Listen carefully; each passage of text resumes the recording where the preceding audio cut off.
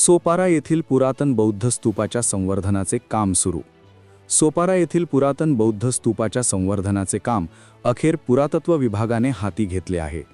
स्तूपाचा मूळ आकार, परिक्रमा मार्ग, संरक्षक भिंत आदी कामांचा यात समावेश आहे. नालासोपारा पश्चिमेच्या सोपारा येथे 2500 वर्षांपूर्वीचा बौद्ध स्तूप आहे. या बौद्ध स्तूपाला हजारो पर्यटक, बौद्ध भिक्खू, अनुयायी भेट देत असतात. परंतु या स्तूपाची दुरवस्था झाली होती. पर्यटकांना साध्या सुविधा देखील मिळत नव्हत्या. त्यामुळे पर्यटकांची गैरसोय होत होती. याबाबत बहुजन विकास आघाडीच्या शिष्टमंडळाने यापूर्वी 3 वेळा दिल्लीत पुरातत्व विभागाची भेट घेतली होती. त्यानंतर स्तूपाच्या संवर्धनाचे काम हाती घेण्यात आले होते, मात्र नंतर ते थंडावले होते. आता नव्याने स्तूपाच्या संवर्धनाच्या कामाला सुरुवात करण्यात आली आहे. तर जे प्रवेशद्वार आहे ते डॉक्टर राजेंद्र यादव यांच्या काळात बांधून झालेलं आहे.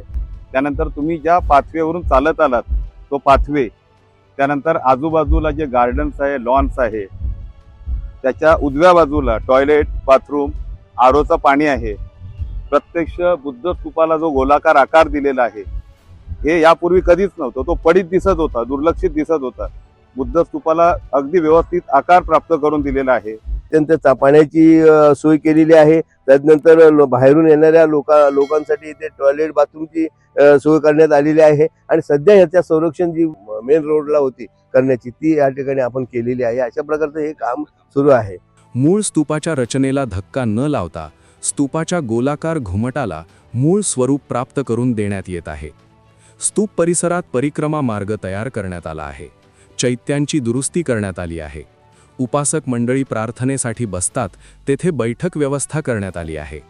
याशिवाय संरक्षक भिंत, प्रसाधन गृह, आसन व्यवस्था करण्यात येत आहे. स्तूपाच्या संवर्धनानंतर वसईच्या पर्यटनाला विशेष महत्त्व प्राप्त होणार आहे.